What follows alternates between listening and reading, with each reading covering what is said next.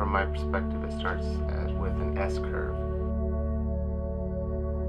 The way you can vary the curves, you can pretty much apply it to anything. You can apply it to a general design of a piece, a tattoo, a painting, or whatever, any design, any item that you're drawing, or you can apply it to each individual aspect of the item that you're drawing. It started with water, and I started just trying to get a good flow to my water. The way you draw water, and that's what I'm going to try to demonstrate, is the way you can have water going in different directions, whether it's falling, whether it's curling over like a wave, or whether it's being like thrown and it has a motion that with a lot more force. And then you can get ornamental with it, where you're exaggerating all of those different actions and using S curves to do it. Another way to think about it is using figure eights or partial figure eights, so it ends up being still an S curve. It's just an S isn't a complete figure eight. This will all make sense when you see it.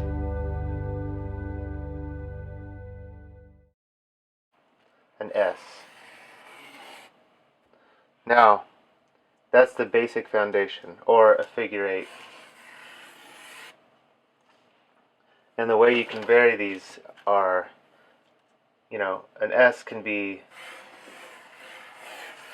that shape, an S can be that shape. So you really want to start with thinking in terms of what can I exaggerate? How far can I take the S?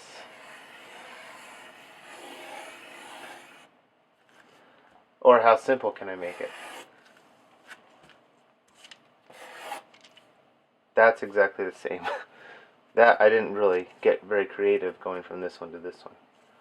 I'm kind of disappointed in myself on that one. Not a very good example.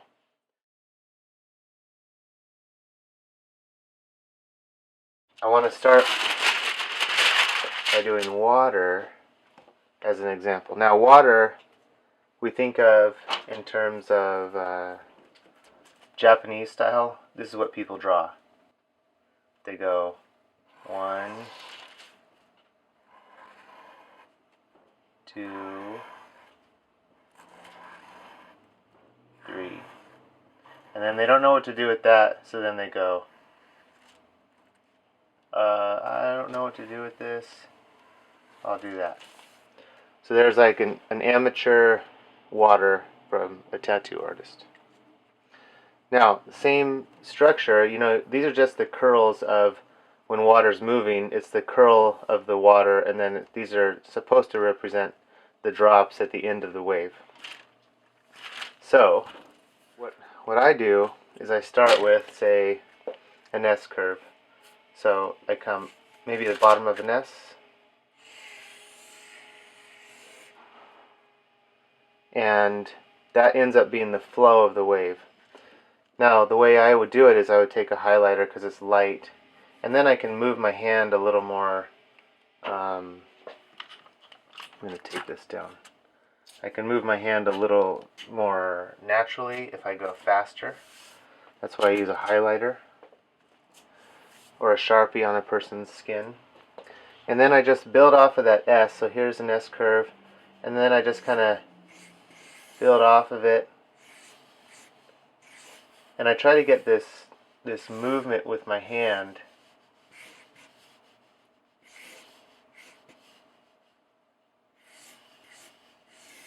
So it still has the structure of the S, but it's got a signature look to the wave.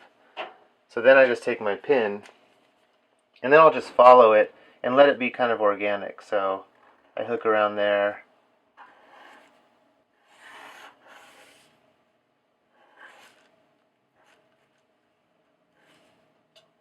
And all I'm doing is just I'm blurring my eyes and kind of letting my eyes see whatever shapes have come out of this general S curve. And I'm looping those around. I feel like Bob Ross. making happy little waves.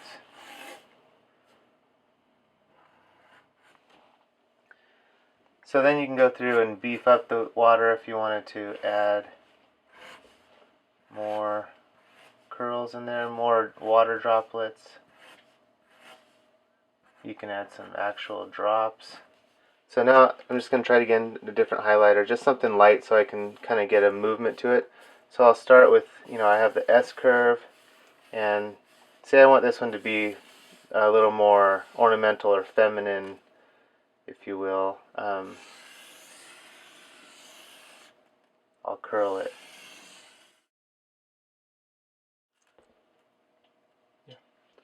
So, and then I'll just start building off of these curls back and forth.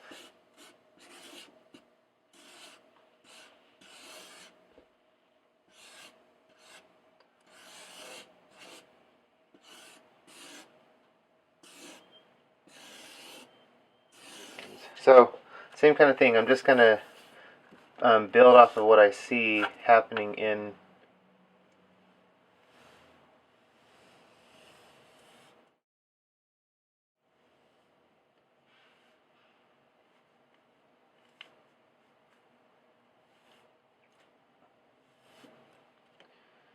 So it's still an S, but there's lots of different routes you can go through it and different places you can build off of that. Now I'm taking on even off in a little sense. So here's the big shape. I'm still, when I come off of this, I'm still doing an S curve here, back, back. Each time a water curls, you want to do a little half one and then come off of that. So I know there's a little sloppy because it's Sharpie and I'm moving fast, but this is just to create the structure of the flow. And if you have to be willing to go a little quicker, and then you can always refine your drawing later.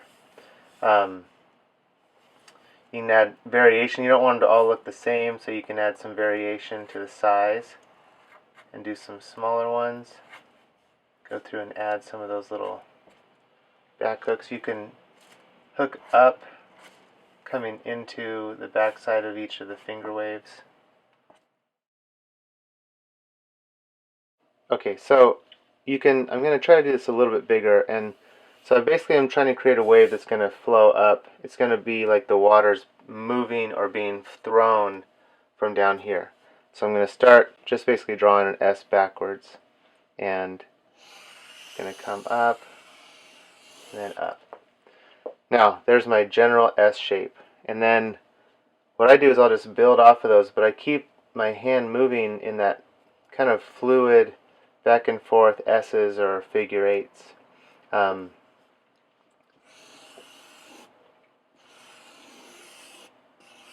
this water is going to be moving up from here. I try to vary the spacing of each line. You don't want equal spacing all the time.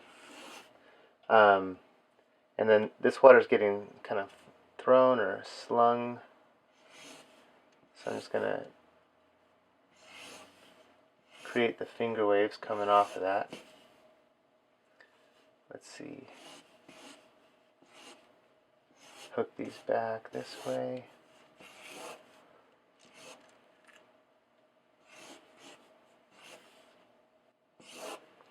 Now I'm going to try to solidify that. So the water's coming up from here. Keep my hand moving. Now you can make it kind of organic and kind of give it some little S curves in the middle.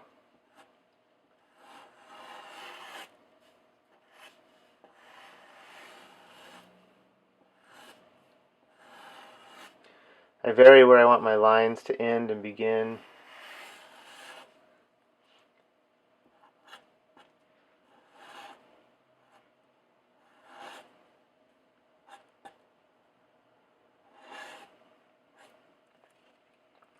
And get some of these hooks going.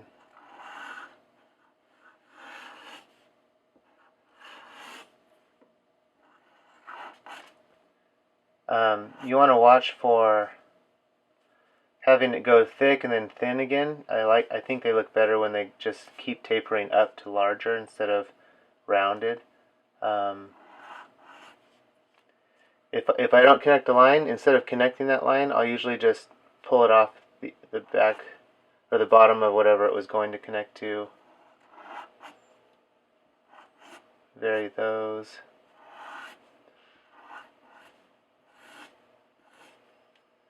Hook this up. Add a little one. Add a long one. That what I just did, that irritates me so bad when my hand does that, but I can refine that in the final. Now when I see it repeating and like these are all in a straight line, I'll try to change that up. So I want to vary the in and out of the negative space. So this one's right here, so I don't want to do another one that's the exact same size. I'll do one in between, so there's none landing here. So I'll make it a little longer than that one, maybe a little higher. Hook that in, and then that would come around there. Now if you notice, all these waves are pretty much going the same direction because it's kind of got that forward motion that's moving up, like the water's being thrown, rather than falling or just curling or meandering around. See, I'm making these mistakes again where these are all in a line. Now when I go and finalize this drawing, I'll vary that. I'll push this wave back. I'll just lay tracing paper over this and redraw it and push that one finger back and this one a little farther forward so it varies it. Those are little things where people don't think about it. They just keep drawing because you get into the same repetitive motion and you end up with these patterns. But that's what I'll get the rough draft on like this and then go back through and refine it. Now I'll S-curve, a little S-curve up here, a couple back hooks.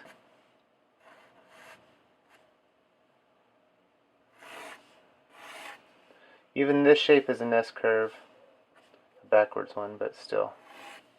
Now you can go and, now that's all flat, now you can go through and vary the line width and give some depth to it or some mass to the wave by adding another line behind that, maybe another wave behind that. You can add one here, bring that down. Now you're getting a little more substance to this wave. Of course the shading is going to help with that.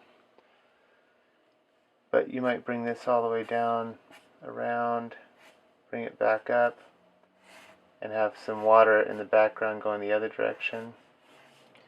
And then you want to make sure you're not drawing any genitals or, you know, penises and vaginas end up coming out in these shapes, which you want to watch for. Then you don't get sued.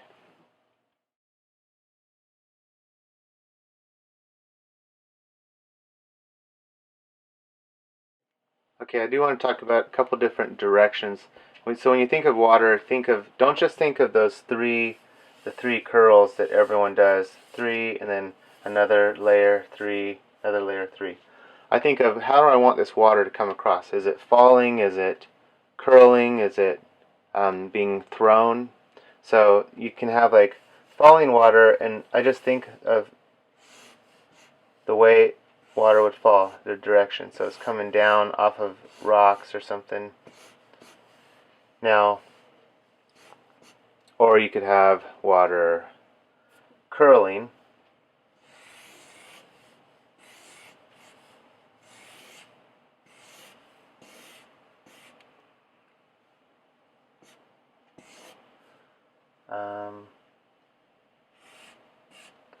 Or you could have water being thrown, like we just did. But say it's coming up, and or it could just be running down something. So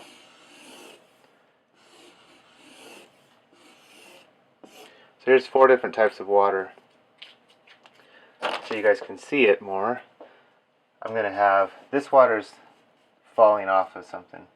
So it just comes down, hooks back, down, hooks back.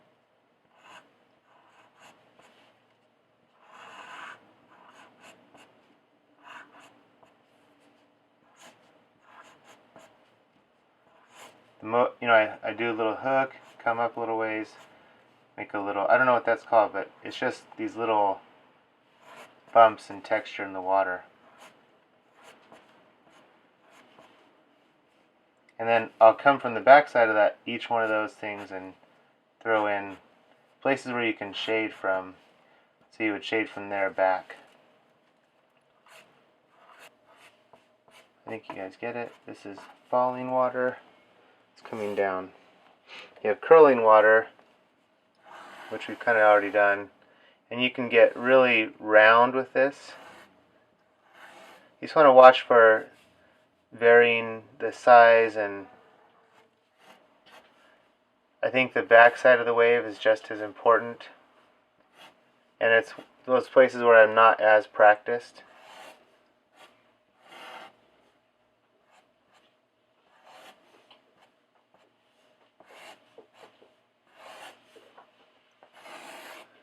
Anyways, curling wave, falling, curling, something being thrown, come up from the bottom, hook back. Here's another approach you can do. Come from the back of the wave and build the backs of each of those curls first, and then do your hook backs off of those. I think the look of having all the water kind of going the same direction, I think in general is pretty appealing to the eye. It shows a little more force, and it's a little more aggressive looking. So if you're drawing dragons or koi fish or whatever, I would try each one of these techniques and make it appropriate to your client. This is like, think of water running down over rocks or through rocks, and this is going to be a little bit more I think ambiguous is the word, or vague, or it's just that it's not quite what you see all the time, but you can have rocks here or kind of a koi fish going up. It doesn't always have to be these curling waves. You can still get the same motion, and just still, they're S curves. This is like a general big S curve, and then you can add little S curves. So back, hook it back, and then vary that, the spacing. You can still have those, the droplets and the hooks.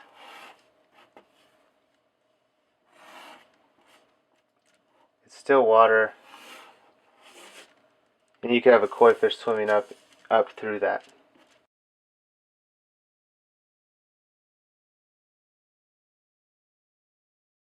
So another thing that I've been doing is using water as more of an ornamental element to the piece, rather than thinking of it just like a background.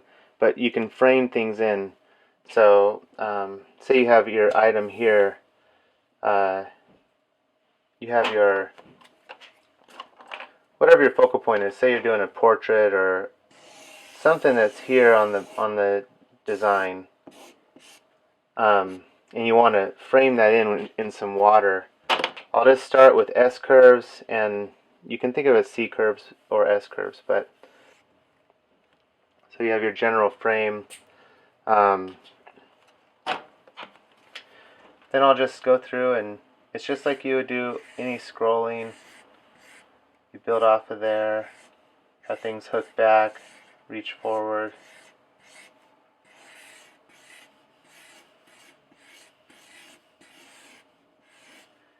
We don't, we get locked into, I guess, the status quo of how things are done.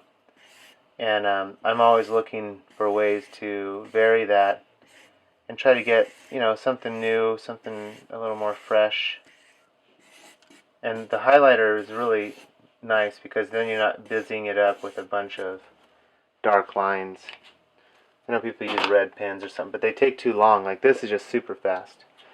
So then I'll just go through and literally just go outside of the highlighter and just build off of it, but using all rounded shapes. And this gives it a kind of an Art Nouveau feel to it. You can do the spaces around the... And I try to make it pretty as if it was jewelry or an Art Nouveau border. And I guess it's hard for me to communicate, but even the little shapes I'm using S-curves.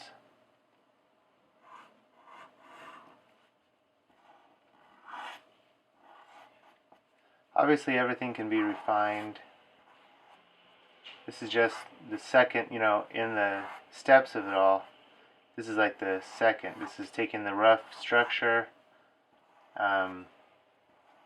getting the right flow to it, and then I can lay another piece of tracing paper over this and refine it more.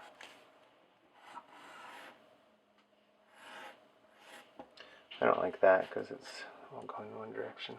I think you get the point. I think you can see where I'm heading with that. So it's still the same structure. We've come a long way from just your average, just falling water, or your average curling wave, or your very common three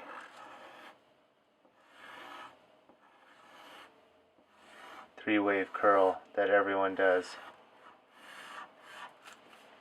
You can still, that doesn't make this not valid. I'm just saying there's ways you can vary that same structure and take it kind of all over the place.